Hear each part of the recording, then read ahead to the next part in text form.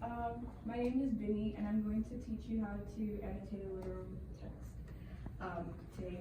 So first, I'd like to say that if you have any questions, feel free to ask me. And if you have any questions at any point while I'm speaking, just let me know by raising your hands.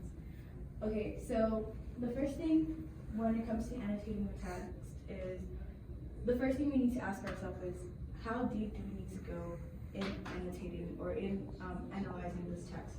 And we can simply do that by asking one question. Is it abstract or literal? Is it an abstract text or is it a literal text? Is the author trying to make us go deeper or think more, or does he want us to take him or her at his word? So the first exercise I'd like you to do is to skim through the handouts that I gave you and try and identify which poem you think is literal and which one you think is abstract.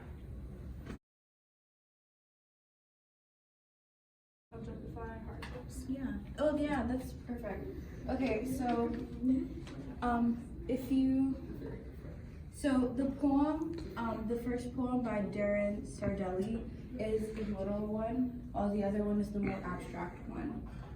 And this is because a literal piece wants you to take the piece exactly at its word. So who would like to quickly read the first 4 lines of the first poem?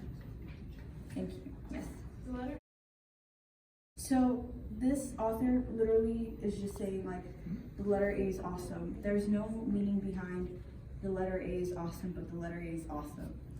And the first 4 lines of the second poem. Thank you. So we can see that in that poem piece, it doesn't literally mean that life has had tax in it. There's no way to visualize like life having tax in it. He obviously is alluding to a better and deeper meaning. So now that we've assessed what kind of text it is, we need to ask ourselves the next question.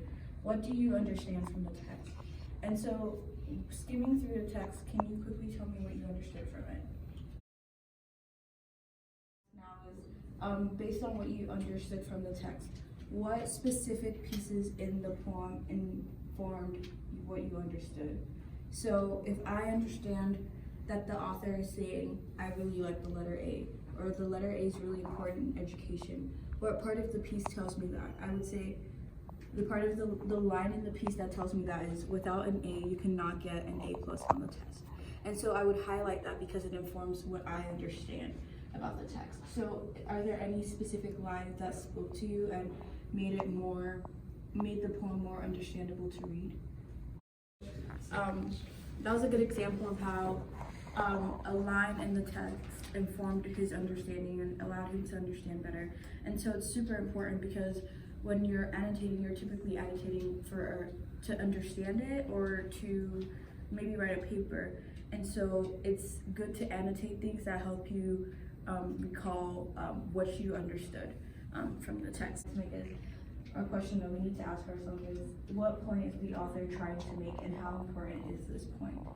And what that basically says is, what is the author trying to say to us when he says it has tacks in it and splinters and boards torn up? What is he trying to relate to me? And the latter part of the question is, how important is the point? And the way in which we know how important the point is by taking note of repetitions, by taking note of exclamation points, question marks, hyphens, and those things that aren't necessarily supposed to be there, but he put it there for artistic choice. Text. And for me, when I like to annotate what I'm reading, I like to cup it, as in grasp it and understand it and keep that understanding with me. And so the acronym I like to use is CUP, C-U-P, cup, like cup with your hand. And what C stands for is complexities. So what is the complexity of the text? How deep do we need to go in analyzing it?